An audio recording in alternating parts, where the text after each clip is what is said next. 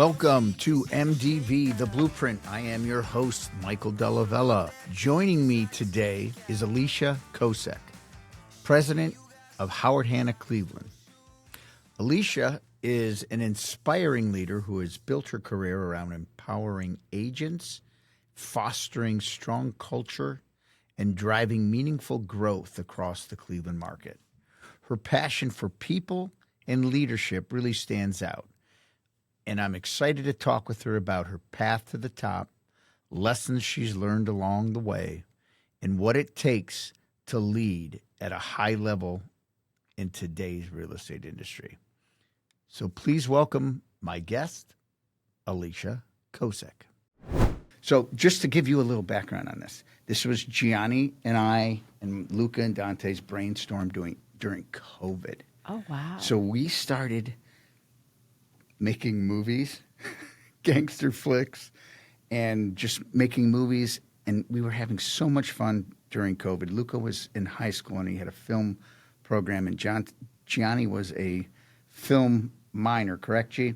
And we started doing stuff in COVID, and we were doing reviews, podcasting of movies that we would watch every night. How fun. And we had so much fun with it. I'm like, hey, I think I got an idea. I'm going to try this. And it's went from industry real estate to professionals that are in the industry or entrepreneurs. So it's kind of taken off. I'm amazed.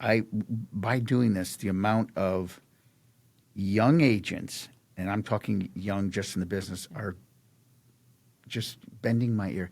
Can I have 5 minutes with you? I just want to know what you do.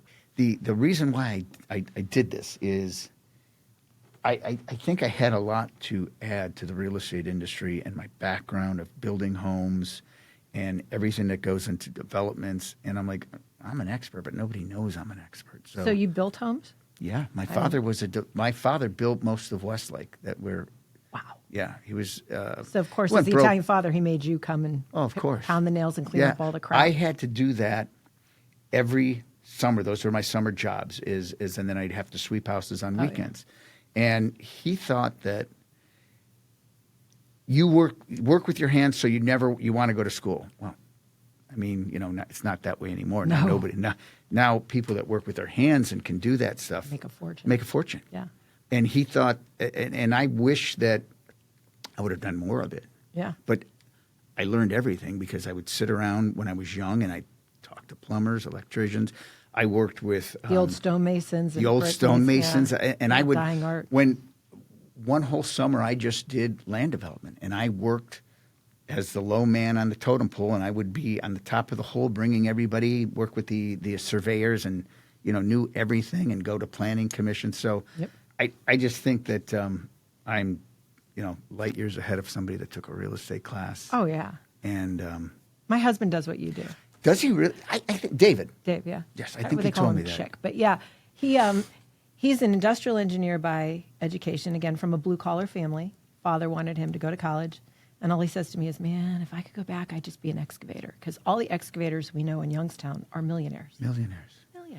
Every plumber that I knew that had a plumbing company, they didn't do the work anymore. No. Every framer, anybody that was in like cabinet, loaded. Yeah. Loaded. Because no one wants to do it. But it's a lost industry. Well, especially the stone and brick masons who were in our town mostly Greek and Italian. Those old men, I mean, now they're gone, but they're 80 years old. I could watch them doing it, And kids haven't really taken that up. There are a few. We're seeing a lot of people from, Mexico now that are taking those trades on. Right. Right. Where, but I think now there's a new push to get kids back into the trades and the high schools have to start it, I definitely think today that having to go to college, it's not, you can be so successful just working. Or just going into real estate. I mean, think God. about it. And with no debt. So that's what I want to get into. Your journey is you came from Youngstown. Yeah, I'm a Youngstown girl. Okay. So Were both your parents Italian? Yeah, they are. They're still alive. Oh, we had to grow up identical. Yeah. My parents are both alive. Yeah. and they're tough. They're fun, but they're crazy. And their second generation, their grandparents were from Italy. So all of my grandparents. all of my grandparents came over. All of my grandparents were born in America, except one. We found out my one grandmother was a dreamer. She actually had a fake birth certificate. She was born in Italy. It's a long story. Really interesting. But so my grandparents all came over in the late 1800s. All worked in the steel mills or chemical plants, because a couple of them are from PA. So my dad was the first one. My grandfather, his father went to University of Michigan. Didn't graduate because my grandmother was going to marry someone else, so he came home. He was the mayor of Youngstown, first Italian mayor of Youngstown. My dad was an attorney. We had a beer and wine distributing business with another family member that my dad sold when my grandfather died, which was a big mistake because now they're up here. I forget the name. They're huge. That would have been another great. Yeah, but Great my dad was business. like, get rid of it. I don't know. All my mom's father, my grandpa, and all my aunts, their husbands, they were all in that they were beer drivers. Yeah. And that was such a part of my childhood is when we'd go to their house, and it's funny, this is how they lived, all next door to each other. Oh yeah. Oh yeah. And it was just so different. And that was their friends. That's what they did. They used to play cards, Go drink visit beer, each other. Yeah. cook, eat. It's so different now. My It's my so grandparents lived different. on the same street, and I was born and lived on that street for a while, and then we moved a whole 5 blocks away, which was And all those cousins that I grew up with, I don't even see anymore. yeah, I know. And it's Same. just and that whole generation that was very Gone. ethnic is gone. It's gone. Gone. Yeah. And I'm so glad that I got to see that. And my kids have no idea. No. Like zero. They have no And the clue. church, you Oh have my the God. Italian church, or and The Irish church. yeah, And it was the Greek church. And it was very much communities. Oh yeah, Very much. yeah, 100%. So when you're growing up in Youngstown, go to college. I think you were a business major Yeah, with yeah. finance. You were a finance major. Which makes our controller John Grimm laugh hysterically because math isn't my. Just you make him laugh. That's great. Say, Alicia was a finance major. Yeah. Yeah, and I was really young. And you went to Youngstown State. Went to Youngstown State. I did a year at West Virginia University. Came back because I met my husband and finished up at Youngstown State and got a god awful job at the Mahoning County Auditor's Department as the assistant director of accounting. Oh, awful. It was the worst job. I hated it. Behind a desk with spreadsheets, filling things out all day long. County government is not fun. I'm not a politician by any means, and I just, ugh. And it was not my strong suit. Although, when I was a kid, I worked at like the equivalent of Macy's in our town and then a National Record Mart. So, retail was really more, and sales was more what I should have done. But I was just listening to my dad and my husband at the time. He wasn't my husband yet, but on what to do with school.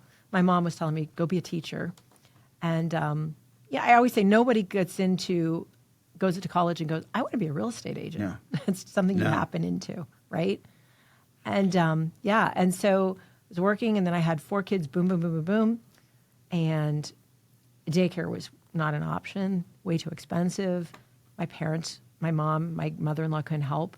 So I thought, well, let me get out of my 8 to 5, and find something more flexible. And a friend of ours owned a little real estate company. And he was a builder, kind of did real estate. And I got into real estate with him. Within like 5 minutes, he sold his side into a Coldwell Banker franchise. So now I'm in this Coldwell Banker franchise, and I'm being managed by 2 other men that I knew, but not well. And I just didn't like the whole vibe. Although I was the rookie of the year for them, I just didn't like the vibe. And I was probably going to get out of real estate and go back into some kind of county government work. And a kid at the time, he was young, named Howard Hanna, came through my open house. Oh, stop it. Yeah. And he was Is Hannah already in Hannah's in Youngstown Okay. at that point, but I thought it was owned by a woman. I didn't know anything. I didn't realize it was the woman that managed the Poland office. She was kind of known well, the men in Youngstown made her seem like she was a battle axe. She wasn't. She was a really smart woman, but that was the time. It was, what year was that? 1990, no, 2000. And Hobie walks into my open house, and we start talking, and tells me about Howard Hanna and that he's Howard Hanna, and he's the regional manager of the time of Youngstown. Poor guy. Hobie has earned, let me tell you, Hobie has earned everything. I mean, they put him in Youngstown as a young guy, brand new coming into Ohio. I remember the brokers in Youngstown, again, most of them the Good Old Boys Network, called him the carpetbagger from the East. Didn't like him. He bought 2 companies owned by females. The men wouldn't sell to him. Okay.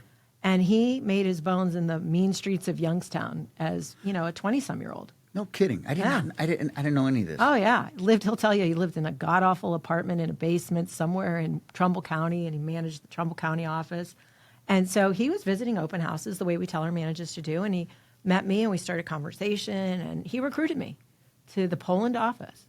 And, it didn't take much. Like, I was ready to leave the industry, and he recruited me, and my husband met him, and we went to the Poland office, and my husband was like, yeah, this is the place for you. And we lived in Poland. Poland's a suburb of Youngstown at the time.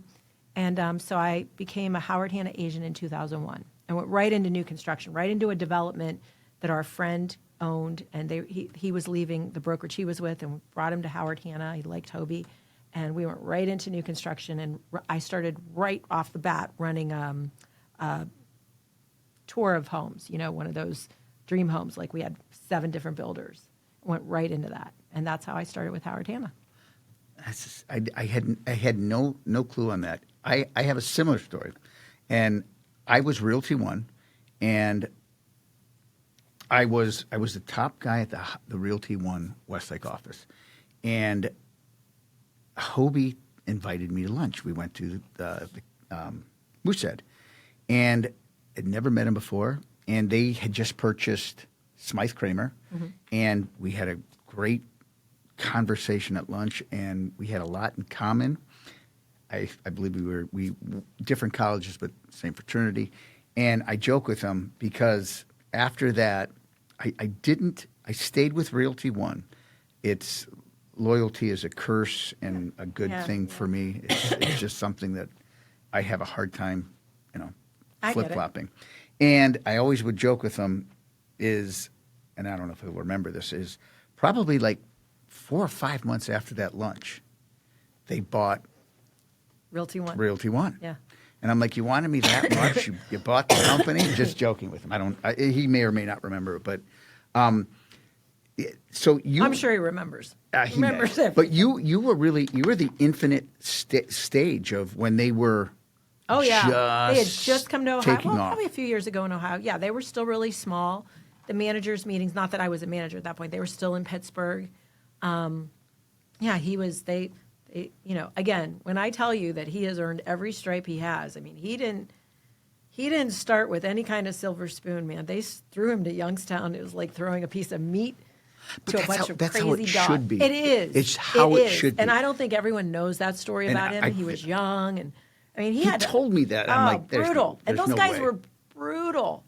The Good Old Boy Network of Youngstown, which is gone. All those old brokers are gone. But they were awful. And he bought 2 female companies. So, of course, then they're like, oh, only the women would sell to him. You had to know the time. Much different time, much different, just much different time. And Youngstown's always a little behind the time anyways. Mm-hmm. So, yeah. And honestly, a lot of the first 3 years before they bought Smythe Kramer, I really learned a lot from him. I remember one year at Christmas time, I'm still an agent. I have 4 little kids. I want to quit, right? I'm like crying. He calls me. I think it's December 17th. I haven't bought one gift, and I have these 2 crazy clients. And I don't know what he did. I can't remember, but I know the room I was sitting in when I'm calling him, crying. And he goes, don't worry about it. Tomorrow, do not answer the phone. Give me your clients' names. Go shopping. Buy your kids your gifts. He took care of it. Everything was whatever he did, whatever little magic and it was done, and he took care of it. And I was recently asked, I was interviewed by somebody to talk about the company. And they said, what was the moment where you knew that you would never leave Howard Hanna? And I told him, that was the moment. That moment. And, yeah. And you, like me, you're loyal. Oh. It's There's not that in our kids' generation, I could tell you. I don't think so. No. I don't think so. No. It just was, I grew up with seeing that, and it's just the way, if something I didn't feel right, I would say something about it, but I'm just loyal friend wise. It's just my thing. That's important, yeah. So you're seeing it the way I saw it. They came in, had Smith Kramer, then they bought Realty One, and then boom. It's not only them, the whole industry went like, I had a conversation with someone the other day, and I'm like, do you remember when, and this is going back to the Realty One office, there were like 25 people in our office, and there were 20 people in the Bay Smythe Kramer office, and 20 in the Howard Hanna, and maybe 20 in Russell, and you knew everybody. And you saw everybody at Russell. And it was, real estate was tough. It was a tough industry. Oh, yeah. I came in where I remember it because of my father and my grandmother. I remember the books where I don't even remember what they were called. You gave them up upon penalty of death. Yes, but here's what's on the market. Then there was a phone dial-up stuff that would load it each Monday or Wednesday or Friday, and you'd get the list of houses on the market. Yep. And then when you had to tour. You had to tour. Had to. And then they had the was it called Matrix at the time? Matrix. That was very, The T3s. Yes. And I'll never forget. I was at a Tuesday meeting, and Bob Zarek had somebody come in from Realtor.com, and I just remember, wow, this is a game changer. It's no longer now everybody's got the information. Yeah. Game changer. We weren't the gatekeepers anymore. Weren't the gatekeepers. Do you feel that? Would you rather see the industry that way, where you were a gatekeeper, or do you think with what it? Well, obviously it's work, because look at the industry. I would say, from a selfish perspective, yeah, I'd rather be the gatekeeper. I'd rather be the person that goes in towards the house and says, "You won't believe this house. It has 3 bedrooms. The first floor has a cute little first floor master suite, and it has where they didn't see, remember, those books were black and white. You had a picture about an inch by an inch of the outside. You didn't see anything on the inside. You had to rely on your agent to tell you this is great, or oh my God, it's not that, whatever. So tour, I remember going on tour. We'd leave at 11. I would just chuck it home in time to get the kids off the bus. It was like a 4 to 5 hour thing. And we did lunch. And the thing was, it was networking. Everyone was in the office. You had to come to the office. It was so different. It was so different. You had to present offers, right? Oh my God! Yeah, presenting the office in person with the other agent. With the other agent there, and then you'd walk out to your car or in the living room, and then they'd say, "Well, come back in." Come back in. It was just a whole different world. Wow, that's so funny that you said that. So from a selfish standpoint, would I like it to be like that again? Because we controlled the information, and people or companies like Realtor and Zillow, they didn't take our information and then pirate it off and sell it, right? It was just simple. It was simple. And my dad, who was an attorney, told me once when I became a realtor, he goes, "Oh, good." He goes, we don't spend money on PIs anymore, private investigators. We just ask the realtors. They know everything. Everything. Oh my God, that's because so funny. we knew everything. But how about, Alicia? If we go back to then, and I can't. What year was that when this was going on? I got into the business in '98. When did you get into business? I had to get into the business. I'm 29 years. So I do the math. That's 30 years. I'm almost 30 years. Yeah, so you're about 95. 95. That's 95, yeah. somewhere 95, around there. 96, yeah. I was married. I was working for my father, and I saw all these people that would come in and bring people in, and then they'd leave, and you never see them again. I'm like, I did all the work. Yep. And they made what? Yep. I did all the work. Oh, I still talk to my builder friends and my husband. I'm getting my license. Yeah, they're like, because I have a builder friend in Youngstown, and I saw him the other day, and he said, I said, "Oh, remember that house I sold? It was one of the first of your specs that I sold." He goes, "Yeah, how many times did you sell it after that?" I go, "Probably 3. Isn't that great? He goes, "Yeah, you made all that money. Yeah. I only made the money." Yeah. And it's like, and my husband, who's a builder and developer, they kind of, I think we're frenemies to them.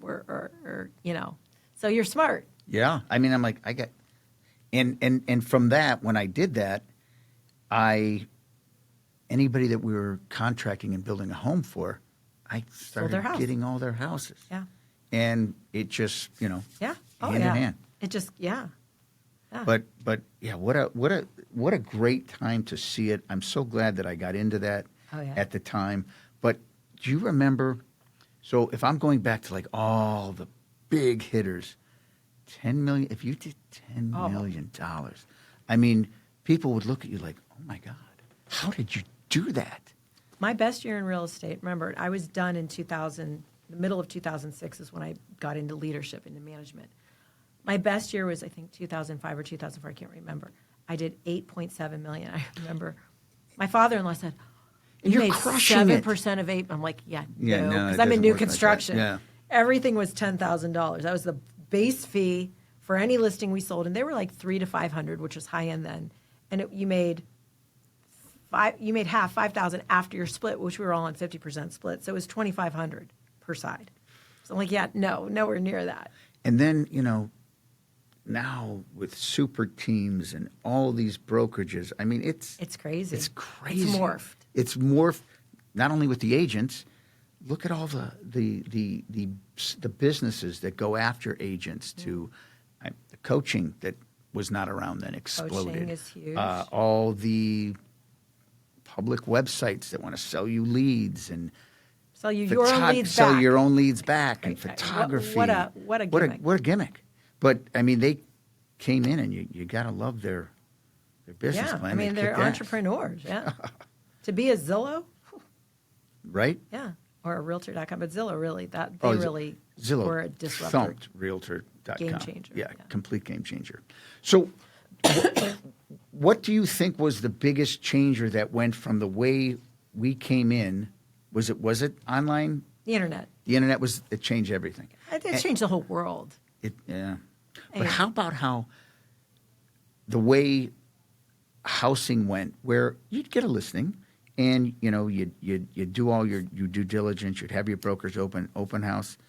And if that house, nice and clean and priced well, it could take 3 to 6 months to sell. Oh, we used to say when our corporate office was downtown on West 9th Street, I remember this, and so it was in that beautiful old building. I remember we'd say, you got to get the listing. We tell the management team, or they would tell us. Hobie would lead those meetings. You got to tell your agents they got to get listings for a year. It's going to probably take at least 9 to 10 months to get it. And I know I told several people that. Oh, all the time. Don't buy another house you're going to own two. Let's see where this is at. Yeah. And nowadays, if you said, I need your listing for a year, it's going to take me that long, they'd be like, I don't even "Get take outta here." listing contracts that long. I know. Nobody does anymore. And to me, it's just, if you go back to the crash and 2008, 2009, and new home builders took a beating. And that's when my dad was, Sure. we All were of them. done, and I'm in real estate.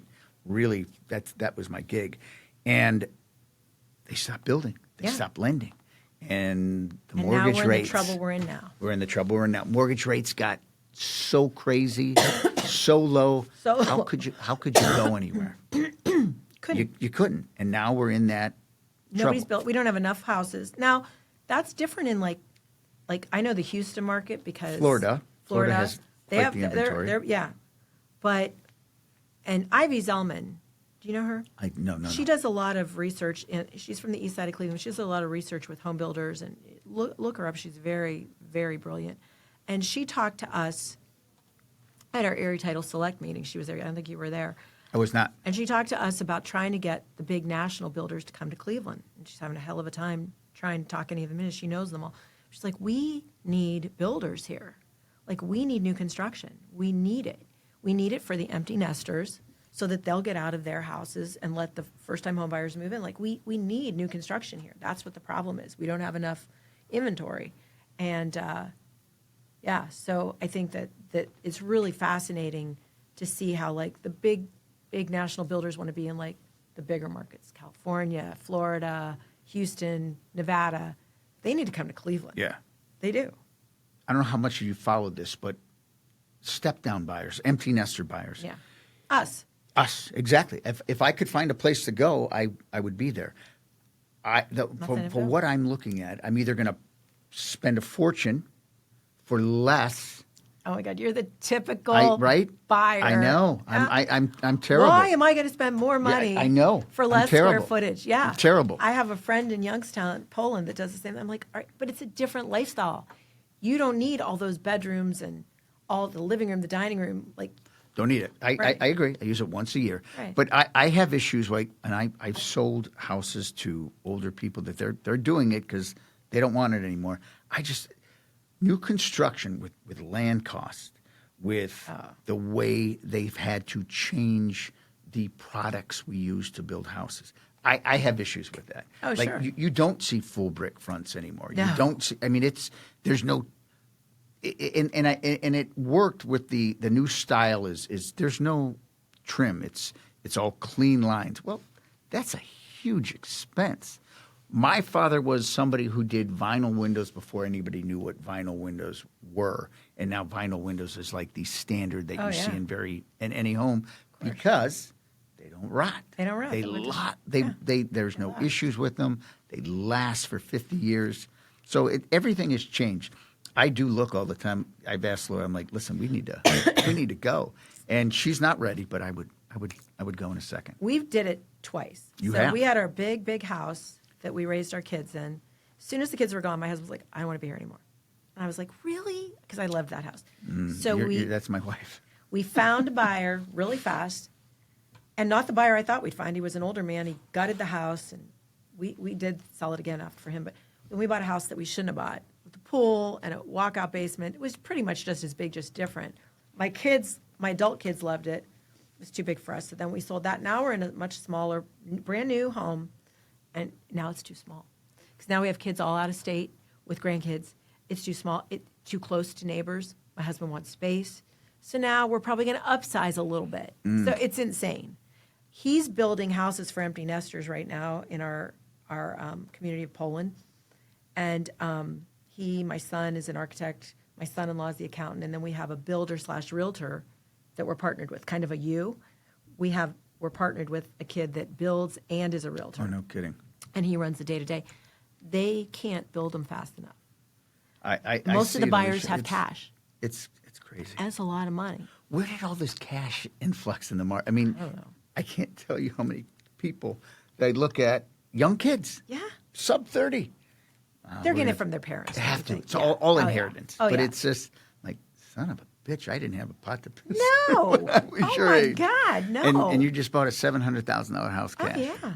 Crazy. Oh, yeah. Crazy. That's the first-time home buyers. My youngest son and his fiancée just bought a house in Upper Arlington, first home either of them bought, and it's like $450,000, which you would think, well, that's a lot. And it's just, it's not crummy, but it's a split in an old neighborhood, and it's just location and, stucco. I mean, it's so much work. So you have 4 children? I have 4 kids. Boys, girls? 2 girls, 2 boys. 2 girls, 2 boys. And you have 3 grandsons. I have 6 grandsons. You have 6 grandsons. Yes, Oh I'm my going to see my goodness. newest one, who was born 3 weeks ago. We're leaving tomorrow for Denver. I'm so jealous. Yeah, it's I'm so fun. jealous. All boys, they're fun. Oh, that's so awesome. Yeah. Alicia, so you get into real estate, and I know you became like the top agent. You're raising a family. Are you in the thick of it? That you've got little kids, and your husband's working, you're working. How did you balance that? There's really no other industry I you don't can know. do it in. I Right? don't know how I did it. Right? Yeah. No, there's no other industry you could do that in. There's no other industry where you can, not have a schedule, but yet you do. Because if you want to make money, you got to go on the appointments, right? I was lucky I had my parents, my in-laws, and they could watch the kids when I needed them to. And the 3 were in school. The youngest wasn't in school yet. He was 2 when I got into it. So, but it was juggling. I mean, my husband would get home from work. I'd go show houses. On the weekends, Sunday dinners, I'm missing Sunday dinners because I'm doing open houses. You're working nonstop. Your phone doesn't stop. No, phone doesn't stop. My kids and back then I don't know that we had cell phones right away. So you're on the phone the best was the cordless phone in the house, right? Because then you could walk around. I remember it's just crazy, and the kids are. Do you remember the pager? Oh God, yeah, the pager, the pager. Just craziness. Yeah. Yeah, that's fantastic. So I don't know how I did it. We just did it. I was thinking about that myself. I was a single agent, and I was crushing it as a young agent. Guy that put the sign on, took the photos, edited the photos, put on the lockbox, held open houses, everything. broker, just did everything. Lost my mind. And I was getting, but that was also the time where you put the sign in the yard and you'd get 7 to 10 calls. Oh, yeah. And you'd probably end up selling it yourself. That, to me, that's And no you more. pick up a couple more And buyers you pick up and some sellers. more buyers Yeah, and sellers. that's how you did it. Absolutely. It doesn't, for me, it doesn't happen that way anymore. No. But so I'm this single agent, and Laura and I go to Dallas for a Craig Proctor seminar. And we're going through this whole coaching thing, and I'm like, wow, this is a lot of money. I don't know about that. We have 3 little boys. Laura used to work for BP, worked for Levi. The boys they're manageable. And she's like, I'm getting my real estate license when we go back, and we're forming a team. I'm going to be your admin, and I'll run your buyers, and we're joining coaching. Wow. That's how it So started. she came up with the idea for the team, not you. I was there. I went there, but I needed a push. So she's like, "This is what we're doing." Wow. The boys don't need me every minute of the day. Yeah. I'm going to be a realtor. Yeah. And that's how it started. Wow. And well, that's almost you are. There we are. So do you what is like the biggest trend you see now in real estate? Teams? Yes. Yeah, they're teams. Teams. So they're brokerages within brokerages. Teams are a big trend. We're having a buyer's agent, transaction coordinators. So agents by nature, good agents are great salespeople. They're great at relationships.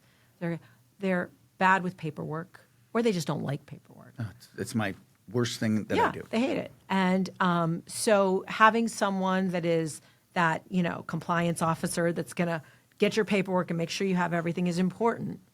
So I think that if you're a good, productive agent, you at least have to invest in a transaction coordinator. That should be number one. Once you start getting so many leads that you can't manage it, you probably should get a buyer's agent or have an agent to refer it to, because you're just losing money.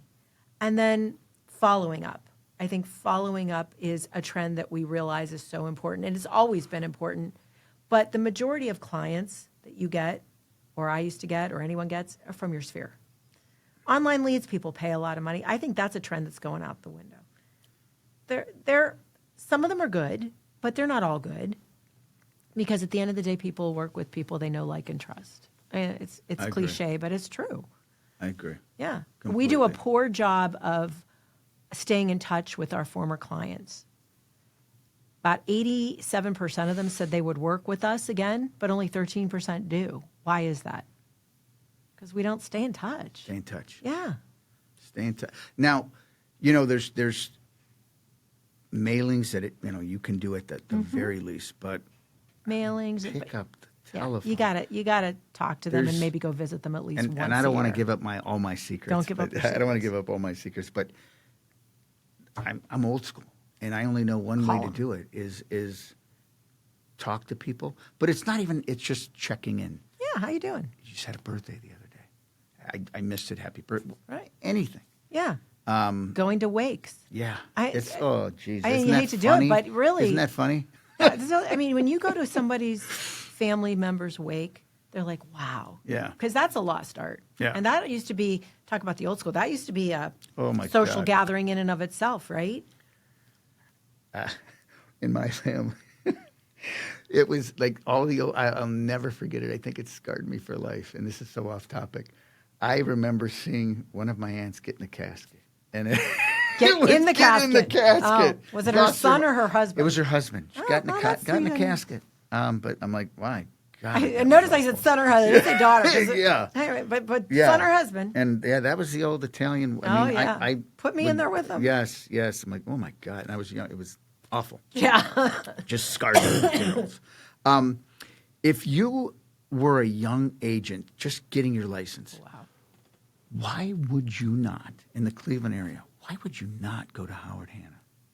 I mean, this is gonna sound so No. self-serving. I want to hear There's it. no way I wouldn't go anywhere but Howard Hanna because of the way we train our people. I mean, I hear it again and again and again. Our people are the best trained. There's always a few that don't come into the office, don't get training, don't go to Fast Start, but our people know what they're doing. And you are dealing with the biggest financial transaction in a person's life. Hobie talks a lot about luxury. Luxury is whatever that person is buying.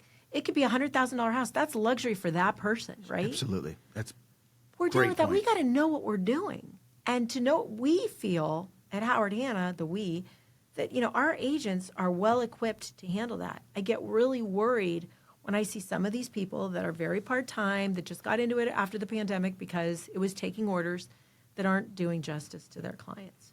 We have a whole marketing program for our sellers, and then we have a whole consultation process for our buyers. We have legal counsel on, that works in my corporate office. We could go to her when we have questions. I mean, there's no reason not to be at Howard Hanna. And I get that, people pay 150% split, but if you're not doing any business, 150% of nothing is nothing. Or if you're doing business and you're getting in trouble and you're putting your license at risk or you're ruining your reputation, and I don't mean just reputation with clients, I mean reputation with agents. Because in a world of, you get an offer from me and you're like, oh, you tell your sellers, that Alicia, she's difficult. I don't know if we're going to get this to close. I would rather take the offer from so-and-so because I know they'll get it done. That means a lot. So somebody that has been with Howard Hanna and absolutely adores everybody that is in the company. It is so well run. I personally love the fact that I can call you with a problem. I can call Hobie with a problem. Oh, yeah. You call Helen. I can call Helen. And call Hottie. I mean, any of them. They pick up the phone. Oh, yeah. I'm touched that I get a birthday card from Hottie every year, and I've had it forever. Yeah. And it's just such a nice touch. And I love that, I think what made one of a game changer with Hanna is when they started doing those trips, and there was such a personal spin put on with all the Hanna family. They know every single I hope they're studying it, but you could see Helen and they'll go up and talk to every single person there. They know everybody's name. They know all about you. It's such a personal touch, and that you get to know somebody outside of the industry. I can't tell you how it was a game changer for me. And you want to talk about people east to west that I have done business with, that they've sent people to me and I sent to them. It's so invaluable. And I don't know that I only know what I know. But I can't imagine that a lot of these other agents that are not giving Hanna a shake or investigating it. I'm giving the biggest plug. If you're a young agent just starting out, this is where you want to be. Yeah. You're one of the reasons you want to be here. Oh, thank you. You have unbelievable leadership. It shows so much how you care. But I think it all stems from you walked the walk, and you know what we do on a daily basis. Have to. Right? And every Hanna has. They all had to get their license at 18. That's the difference. And run buyers and sellers in Pittsburgh, the Hannas. And everyone in leadership has had to list and sell and show that they were a good listing and selling agent and knew a transaction. You got to be transactionally sound. But it's funny because when you talk about the trips, you'll hear people from other companies say, well, I'll spend the money and go on my own trip. But the point is, when you're on a trip, on a Hanna trip, you're meeting people from the East and the West in other markets, and you're creating relationships for that referral business, right?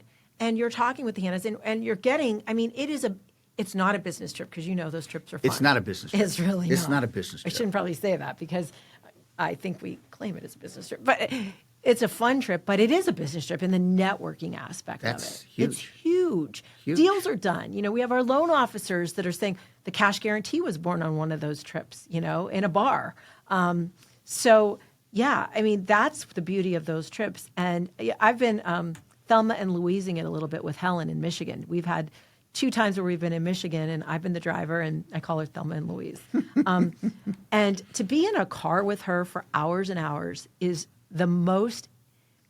it's just an experience, because I just soak it all in, and just her knowledge and her wit and charm. And every now and then an agent will call. Michelle McQuaid called with a question. I go, I got Helen here. And she's like, what? Wow. Yeah. She's like, I think I'm going to go into MLS jail. And it was so funny.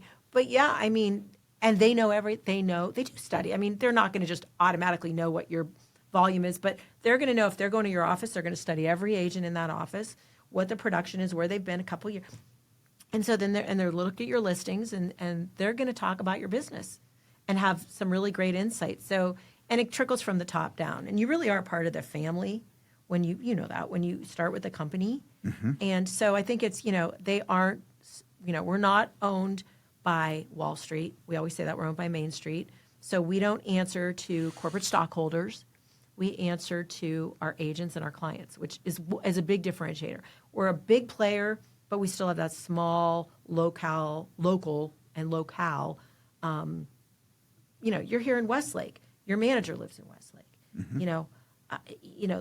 The new regional. I'm the regional right now, but at some point the new regional will be from the West Side. So, it's important to know the market. So we're small, but we're big. It does. It resonates, and I think that's why Hanna's success. I wish that a lot of these young agents, I know everybody sees the grass is greener until you get on the side of the fence and see how long the grass is. But I see it in my listings when I'm getting offers, and if I get multiple offers. And I'm not. There's a lot of agents in other companies that are good, fantastic. A lot of them came from Howard Hanna. But I think the training is so important. And my God, I mean, any day I walk in this office, there's something going on. I've also seen a lot of influx of other agents that are like, let me go see what's going on with it. I'm going to go see over here, and I'm going to give it a chance. I want to come to Howard Hanna. One's great that Rochelle's such a hell of a recruiter. Oh, she's amazing. Dynamo. And how many companies have Tuesday morning sales meetings every Tuesday? Today, Bernie talked about the rate reducer program, which is a great program for both sellers and buyers. I went into a deep dive on the money back guarantee, which is a differentiator for us, which should get us every listing. You would think so. Yeah. How often is that used? I don't think enough. Why? Because people say it's a gimmick, but it's a great marketing tool. I was taught, going back again, Hobie was a young man, but he's like, you go into that listing appointment, and we're talking in, 2002, 2003. All you need to have is the money back guarantee, the networking of our office. We had a back page on the newspaper of the time of advertising. You're going to be on the back page of this Youngstown Vindicator, and we're doing open houses, and we have a listing strategy, and you'll get the listing every time, because you're not going to be like every other company that says we're going to put in the MLS, put a sign in the yard, and see what happens. So you got a strategy. When you were an agent, what pushed you to decide I'm going to go in a different path? I want to be in management. Yeah, I didn't. Hobie, again, it goes back to Hobie. My manager was retiring, and he came to the announcement, and he goes, you should raise your hand for the job of manager. And I go, are you nuts? Never. Oh. And then I didn't hear from him for a couple weeks or months. And I was like, hey, why isn't he calling me? I don't know. But, he asked me. And so I called him, and I said, well, maybe I'm going to investigate this a little more. So and then I got into it. I started May 1st of 2006. And by July, I was like, I want out. I want to go, And I remember I was up here for a leadership meeting and had a terrible headache. Went to my sister. She lived in Chagrin. I'm like, I can't even drive home. I have such a bad headache. So my dad and my husband came up so that my dad could drive my car home. I go, I think I'm going to go back into sales. I just can't do this. And my dad said, are you kidding me? You're going to give it 1 year. Nobody in that room is smarter than you. I mean, the leadership. You've got to give. If after a year you don't like, because my husband would have been like, fine, do whatever you want. Do whatever you want. My dad was like, you're not going to be available. And then and so I don't think he realized that. I told him that recently, like, you're the reason I stayed in leadership. And then, this little girl from Youngstown is now the president of Howard Hanna. It's amazing. It's insane. It's think amazing. About it. It's crazy. Incredible. Yeah. And the West Side Regional And the West Regional right temporarily now. Regional. Yeah, right. I'm loving the West Side, though. The one thing that I think when I was a regional, when a manager would move to another position, like Gwen Bradley, for example, she moved from Chagrin Falls to be the director of education and training and recruiting. And so I had to go in to manage. I was president, I was the East Regional, and now I'm managing Chagrin. And I start that in January. And I think in April, he goes, all right, have you found someone yet? Like, what do you do? Because I love managing. Do you really? Oh, I loved it. And I loved being the manager of Chicago. I managed way too many offices when managers retired or left. And he's like, you got to find someone. Like, you're busy. You're president, and you got to get the East Regional position.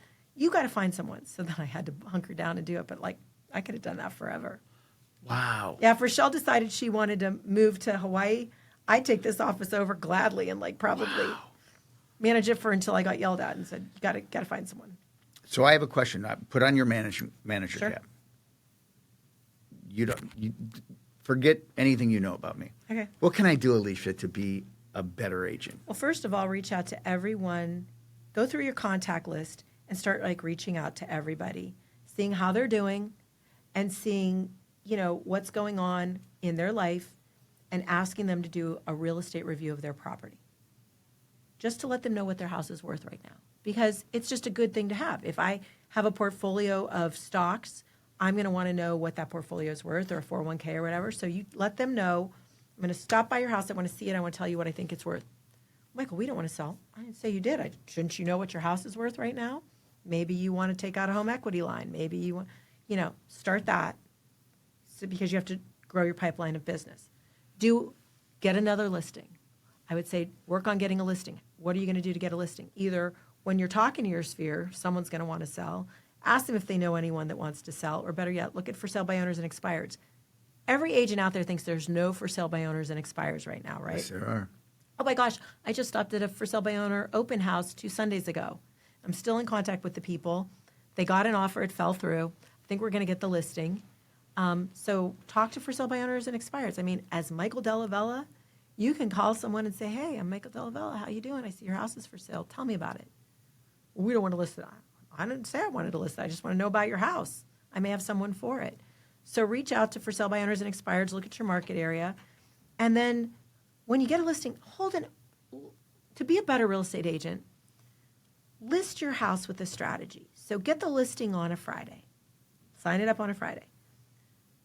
Don't put it in the MLS. Blast it everywhere because you can. On social media, put the sign up. Put an open house in there for Saturday or Sunday or both. Tell your fellow agents, even at other companies, to bring their buyers. Host a big open house. Invite everyone in the neighborhood. You're going to have to drop off invitations because you're not going to be able to mail them, right? Because it won't get there in time. Invite everyone in the neighborhood to come to your open house. And if you use open to close when you're having that open house, the automated sign-in, and if you don't have it under contract by Monday, then Monday around 3 or 4 in the afternoon, then you put it in the MLS. That's how you could be a better agent, because now you're going to drive some urgency because nobody can find it anywhere except if you put it on howardhanna.com or just on social media.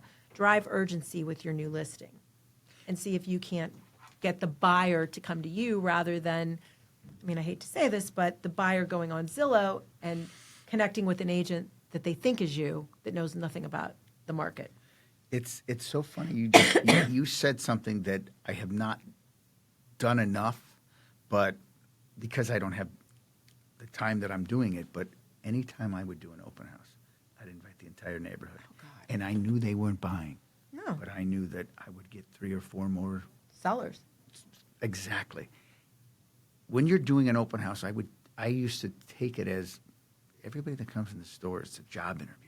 100%. Because they're going from here to the next, and they're going to pick. They may not be really Friendly. looking ready, but they remembered you. Yeah. And that was a huge part of building my business. Yeah. Huge. I mean, all of us, I think our age group that have been in real estate, open houses are a huge part of our business. It wasn't Sphere all back I then. knew how to do. Yeah, That's how I do one every single day when I was building houses. Well, sure. Every single day. Well, I had new developments. I had a couple new developments in Poland. The first one was in Tuscany Estates, and I did open houses Tuesdays, Thursdays, Saturdays, Sundays. And, you know, a lot of the people that came in knew me because Poland, Youngstown's a small town. But they wouldn't have used me as a real estate agent if they hadn't come through that open house. And back then, we didn't have the swanky open to close system. We had the paper sheet that you had to sign in, and you could sign Mickey Mouse, 123 Duck Lane, right? Now, the follow-up is just incredible. Like, these agents don't even know what they have. I would die for that stuff. But I followed up with everyone that night. That night, I'd follow up. And people would say, oh, it's too pushy. You know what? You know how many people I got because I followed up that night rather than the next day when everyone else was following up? I'd go back to my office. I wouldn't even go home. Part of it was probably because I wanted my husband to get the kids ready for bed. But I would call everyone that came and try to see if I could go see their house or find them something else. That's how I built my business. It's so funny that you do the same, cut from the same cloth, do a lot of the same things. And I watch my wife, who I will tell anyone this. She's the best realtor I know. She follows Hannah's stuff to a T. Yeah. She does everything that They tell you us. tell her to do. She does her open houses. As soon as she gets home, she's putting it, if they're not in her system, handwritten notes to everyone. Oh, yeah. All in her little database. And she could be a hell of an agent On her own. on her own. Sure. I tell that all the time. You're the best agent I know. Don't ask me. You're way better than me. But she's amazing. But it's because she listened to everything that we teach. We talk about. You just said something that's really important. And the Hannas do promote it, but I really learned this more from my dad. So sending handwritten cards. It's lost art. Oh, my God. My dad, I mean, he Right? keeps the dollar store in business from buying cards from there. But he writes notes to everybody. Always did. Like, even if he doesn't know someone died, someone's birthday, whatever. And I get more people that say that. And he taught me that. And I always write cards. And it is a lost art. And the senior most, Mr. Hanna, used to write, as soon as you were a new agent, he'd write you a card. Yep. You couldn't read it, but I still have mine. And then Hottie writes your birthday card. So it's a generational it's thing. such a great thing. And But it means something. It's thoughtful. It is thoughtful. It is very thoughtful. And you recognize someone or on their birthday or you thank you card or whatever it is. I mean, kids now at weddings don't even send thank you cards. They just send this printed thing. I mean, different they're printed and printed. they're already done and it's just it's write the not. name. Thank you so much for your gift. We're going to put this towards our new house. I remember the first one I got from a wedding. I'm like, why didn't I think of this? Why didn't I think Brilliance. of this? Absolutely brilliant. Yeah. So I'm going to throw a couple of questions out at you. We'll talk about technology and innovation in real estate. With AI, new CRMs, lead generation platforms changing the game, how is Howard Hanna investing in technology to keep agents ahead of other agents? Yeah, so we have a great tech stack. We have, Real Scout is an amazing tool that is both a portal, a nurture campaign, reverse prospecting. You can nurture 300 clients in Real Scout. You can watch what they're doing. It talks to the client like it's you. It sounds That's like Hobie's you. favorite tool we have. It seems like he's Yeah, always he loves talking Real Scout about because my- it's so. I mean, we have agents, and I hear it all the time. I can tell you two agents off the bat that I can think of: Mary Strimple from Aurora, Jen Black from Mentor, that did open houses and used open to close, thinking, all right, I'll try this. Had people register, whatever. Once the people register, it goes automatically into Real Scout, kind of with the same parameters of house that was held open. Gives a range. The client can go back in and mess with the parameters. But anyways, they both told me that like 3 months later, a client said, all right, Jen, this is the house I want to see. And she's like, who is this, right? And it's someone that was in Real Scout that she's been emailing back and forth, not even knowing it, sounding like the programs, the AI sounds like Jen, and they think they've been having, conversations with them.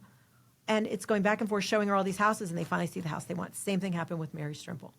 They didn't have them sign in through Open to Close, which is Spacio is the name of the program. It wouldn't have gone into Real Scout. They wouldn't have had these clients from an open house. So that's a really cool tool that we have that's easy to use, and it talks to Open to Close. And then our CRM, our CRM's pretty good.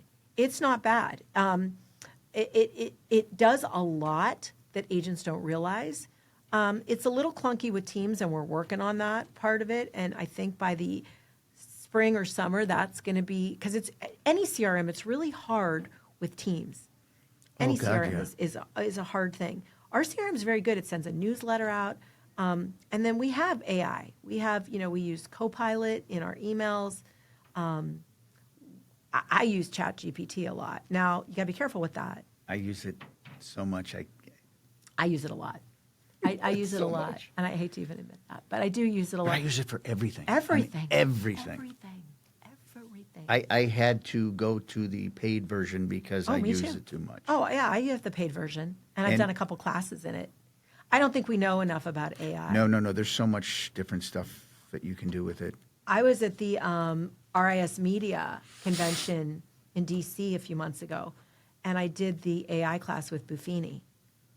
And he showed us something. It was not Buffini, but it was his trainer. Something that did not exist 8 days before with regard to real estate. Something that so every day it's changing. Mm-hmm. We have scratched the surface I agree with of you. AI. So, I mean, we are using it at Howard Hanna, and I think, like most brokerages, we're trying to figure out how best for our agents to use it. I mean, how do agents use it the most? That's easy. Write-ups. Write-up descriptions.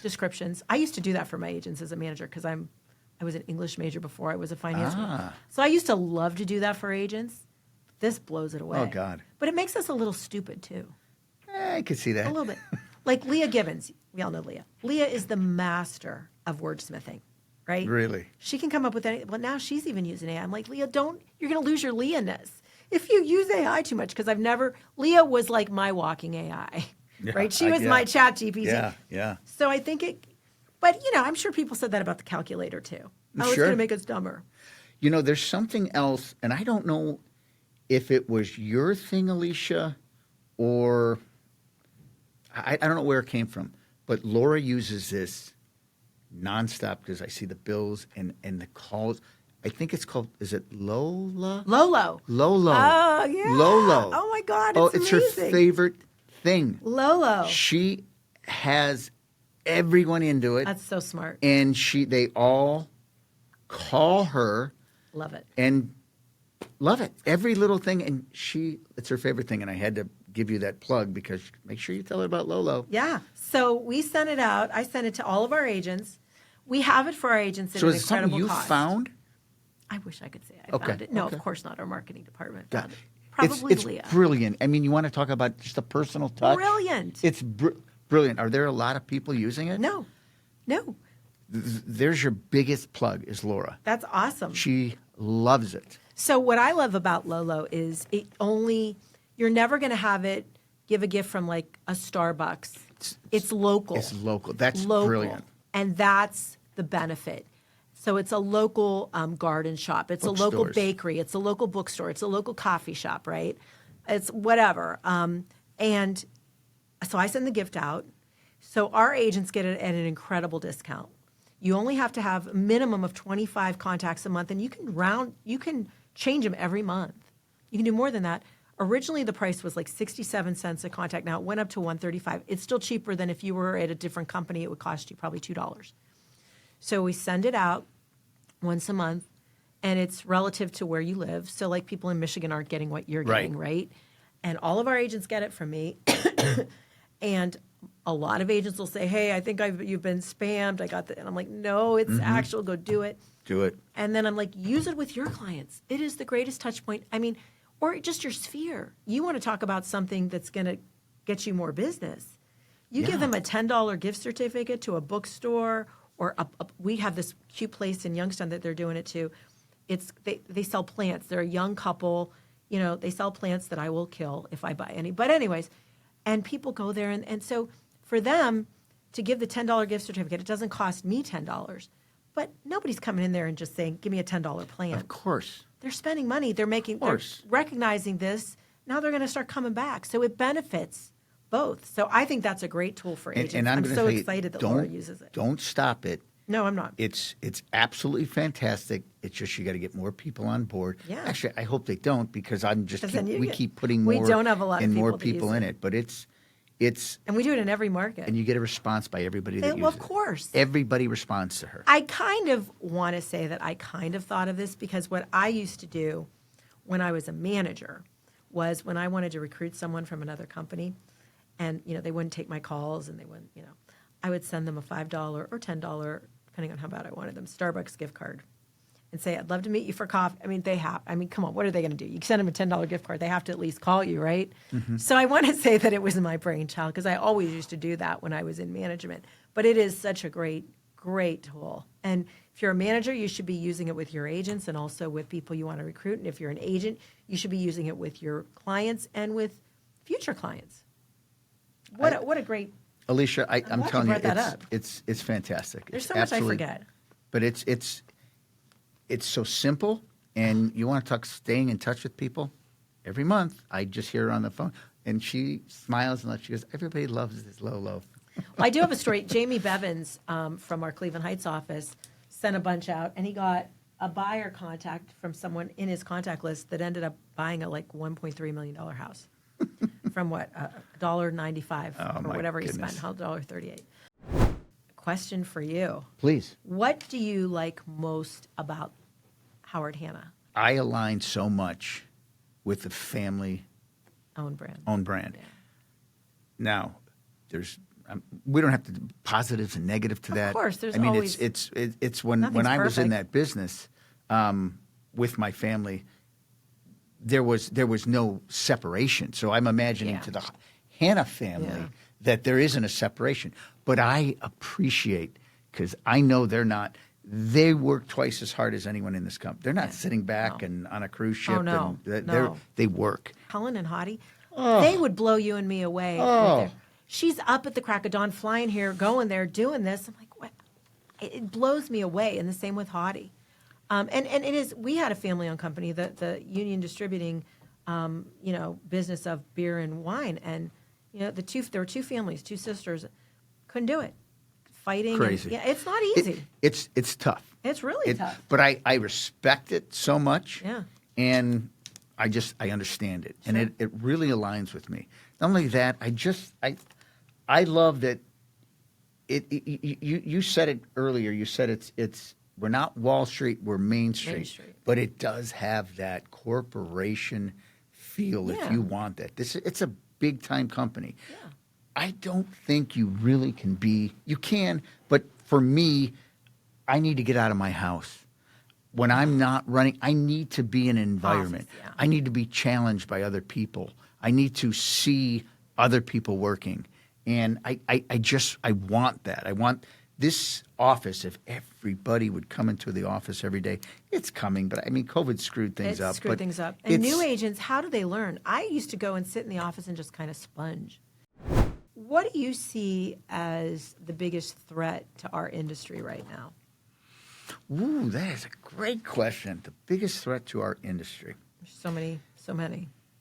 I think that there's so much misinformation out there that the public feels that this is the way that real estate is going.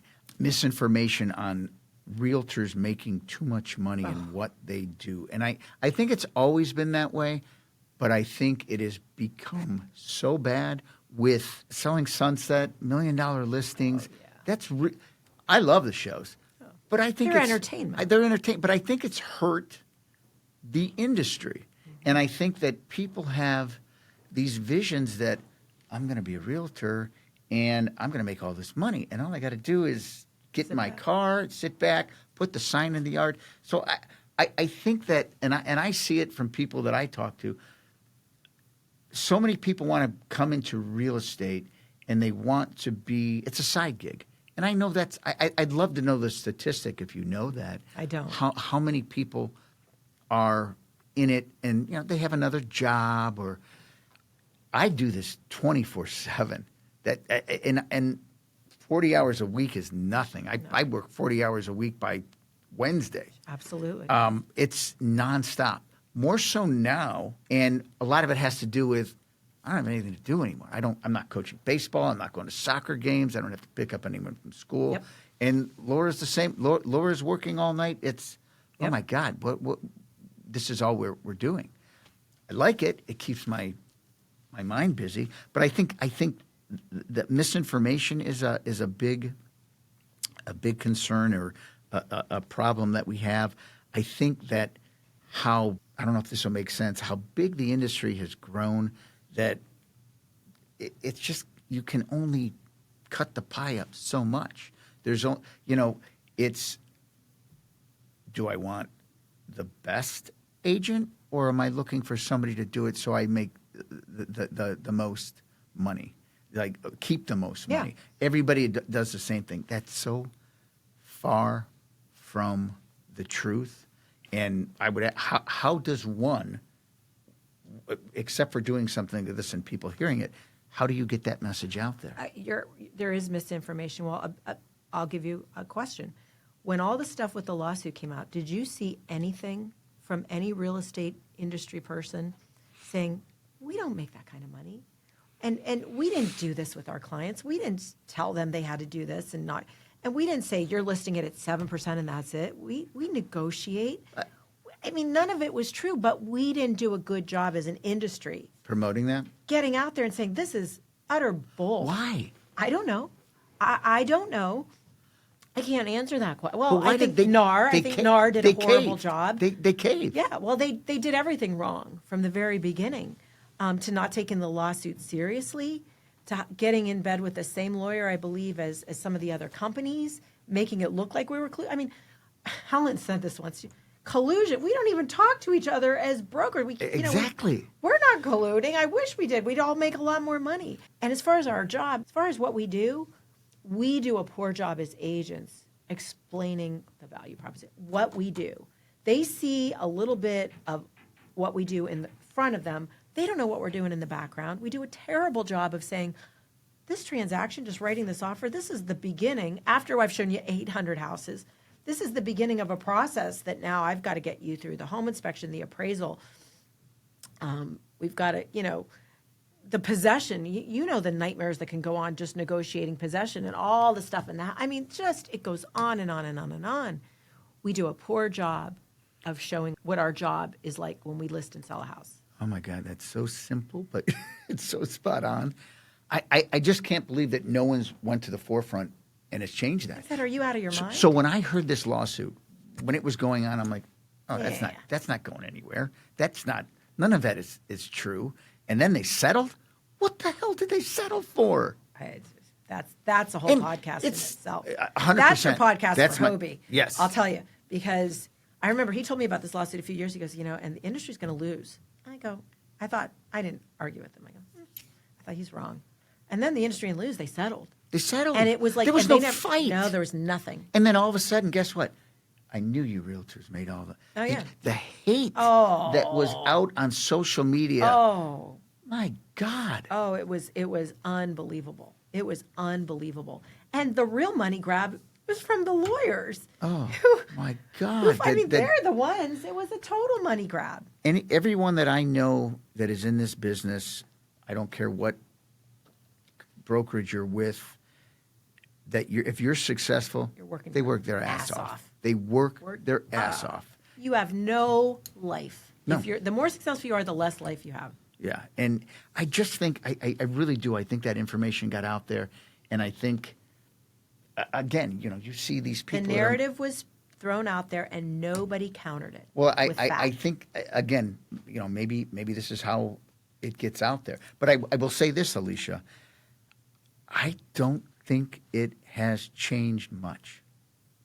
I really don't. I also will say that buyers brokers, I don't know if we want to say this, buyers brokers are making more money now than they did a year or two ago. Of course. Well, because now it's negotiable, right? Well, this is what I want. It's always been negotiable. Yeah. But now they're saying, how many times did you work with a buyer and they went and bought it for sale by owner? Or they went and bought a house that you didn't show them because of procuring cause with another agent. There was nothing you could do. You could have spent 100 hours with them. That was 100 hours gone. Now, we always said sign an agreement, but most agents didn't. Now you sign an agreement. That buyer, if they go buy it for sale by owner after you've shown them all these things and done all this coaching with them and got them pre-approved and everything, they know they have to call you. They can't go with another agent, even though there's no procuring cause. They have an agreement with you. So, of course, we're making more money. Where I can't tell you, when I think back, the amount of things and time I wasted on buyers that never bought with me. And there's nothing more valuable in my mind than time I missed a gymnastics show, or I missed a baseball game because what was I going to do? They came in and then they ended up buying it for sale by owner. I mean, the biggest now. That's why I think people are making more money, because they're committing, and we always should have had that. And I don't know why buyers agents feel guilty about that. You're working your butt off. Arguably, buyers agents work harder than listing agents. I'm not going to argue with that. Okay, I sometimes not, but mostly. I think there's a point to be made there. There's running people around. How many houses do you write up offers that you heartbreak, being helping the people. It's okay. We're going to find You're it. You're a psychologist, a psychiatrist, a marriage counselor. I mean, you're all the things. An educator. I will say this. It took me, and I don't know why I didn't see this before. This career of being in real estate is the greatest thing I've ever done. I couldn't have asked for a better job. I didn't know it 20, 30 years ago. No, me either. I know it now, and all the gifts that I've gotten from this success, the time that I got with my kids was so invaluable. When they were little, this was the furniture that I had in my back room of my house. And Laura ended up throwing me out because it was ugly, and she didn't like all my stuff, and she wanted a pretty room. That's her office. So they would be in my office every morning. In the summer, they'd come in after school, and I got to spend so much time with my family, and it was an amazing career, and I'm so happy that I got to this point. And I didn't, like you said earlier, I didn't go to college. I thought I was going to always be in the building business. Yeah. I never once thought, maybe I'll have a real estate license. But I never thought I was going to be an agent full-time, start a team. That was never full-time job. Never in my mind, and it was the greatest thing that could have happened. And my wife and I do it together. People think, how the hell do you work with your wife? Well, I couldn't do it without her. Yeah, no, but it's such a great career. It is, and you'll never succeed if you don't have a significant other that supports you. Yep. My girlfriend and I, she passed away about 15 years ago. Grew up together. We got into real estate together. By all accounts, she should have been the better agent. She loved houses and, just so creative, but she did not have a spouse that was supportive at all. And she was out of the business in like 4 or 5 years. My husband was always supportive. He didn't care if I had to go out at night. He was supportive. He didn't, if I made more money than him in a year, he was all for it, So I think that's important. I think the thing about part-time agents, a lot of people don't have the ability to get in this business full time. 3 of the top agents in Poland that I recruited, they were all at other companies, but they were working part-time. They all had other full-time jobs. They came over. They started making more money at Howard Hanna. They are all still today our 3 top agents, and they're full-time. Like, they became full-time within a year. So I think to say that, if someone wants to do it as a side gig, it is not a side hustle. I started that way. So me too. I was a part-time agent. Yeah, starting with the goal of being full-time. But someone that just wants to earn some side hustle money, this is not the industry for them. Now, I'm not saying don't get into it, because you may get into it and say, hell, this is a hell of a lot. Because remember, I got into it. When I got into it, it was just to supplement my husband's income until our kids were all in school, and then I was going to go back to, God forbid, government job. When the first year I got into it, I made as much as I made in that government job. I was like, Next year I doubled that. I was like, I'm not going back. Yeah. So, yeah. It's the same thing with me. I was a part-time agent, then I didn't have a job, wasn't building anymore. Yeah. And in 6 months, this is 6 months at Realty One, I think I did like $16.5 million in 6 months. And Denny Hartzell he was a manager. He was a manager. Yeah, I think he was North Olmsted, but he was also like the kind of regional? Yeah, regional manager. And we went to lunch, and he's like, how did you do this? And I'm like, I don't know. I don't even know. What did I do? And he's like, this is your career. Because he knew I was looking for a job. I couldn't find a job. And I had a huge database and I just knew what I was talking about. Yeah. And I worked it like a job because I didn't have a job. You didn't have any other And then I'm like, idea. wow, I can do this. Well, same with me. I didn't know I was successful until I was Rookie of the Year for Caldwell Banker. That first year. Crazy. I'm Rookie rookie of the year. Wow. He's like, yeah, the person that, you think might have, I remember, she's a mother and has to be places, but look how much she did with her limited time, because every waking hour I could, you multitask. I agree. I give you my answer. Do you have another, is there something else that you think is some of the biggest challenges? To the industry? Yes. It's the perception that we make too much money. And it is I think the biggest challenge to our industry are agents that don't know what they're doing. They scare me the most.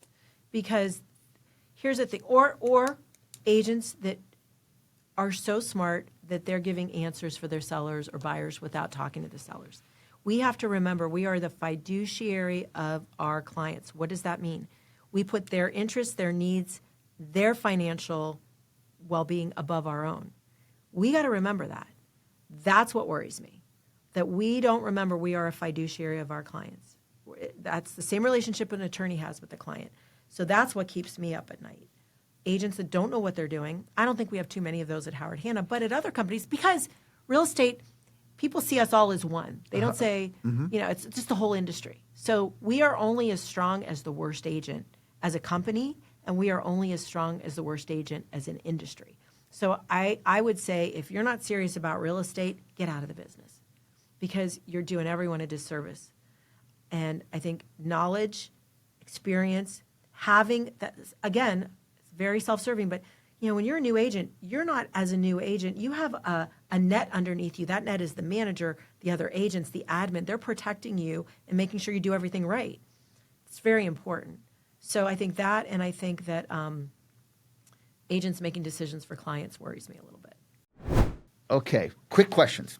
If you weren't in real estate, what do you think you'd be doing today? I'd be an exercise coach for sure. What is your morning routine you do not go without doing? Exercise. I get it first thing I do in the morning, very early. If you could describe Howard Hanna in one word, what would it be? Family. What's one leadership lesson you wish you learned earlier in your career? That you can't take it personally. When someone leaves you, when someone goes a different route, when someone doesn't want it as much as you can't take it personally. What's the biggest opportunity you see for real estate in 2026? Listings, getting more listings and having conversations with people that should be selling their houses but aren't because they think the market isn't good, and having conversations with buyers that think they can't afford a house, because there's a lot of programs out there in lending that can give buyers, they don't need to have 20% down. It's the same story it's always been. And, just having those conversations that home ownership is the path to growing wealth, generational wealth. So getting more people. And, we have United Purpose Mortgage. So for buyers that can't go the traditional route with Howard Hanna Mortgage, we have UPM that can help buyers in traditionally underserved areas own homes. I think that's so all of that for 2026. Well, Alicia, you have been an absolutely fantastic guest. This has been so fun. This has been so much fun. Yeah. It's been so engaging, and I could sit and keep you. I know, promise I could too. you I would get you out of here. But thank you. You've been an incredible guest. Don't change. You are so well respected with the agents. Oh, thank you. You get stuff done, and it's such an honor to work alongside you do you. not. I work for you. It's such an honor to work. I work with for you people. I work for the agents. You're fantastic. Thanks. And take me on a listing appointment. I'd love any to. of you. I love going on listing appointments. Oh my God, for sure. That's my favorite thing to do. Thanks for listening. I hope you enjoyed this conversation. Make sure to follow us on social media at MDV The Blueprint on Instagram, TikTok, and YouTube. We post a ton of great content. And please don't forget to subscribe to our podcast channel so you never miss out on an episode. Thanks again, and see you next time.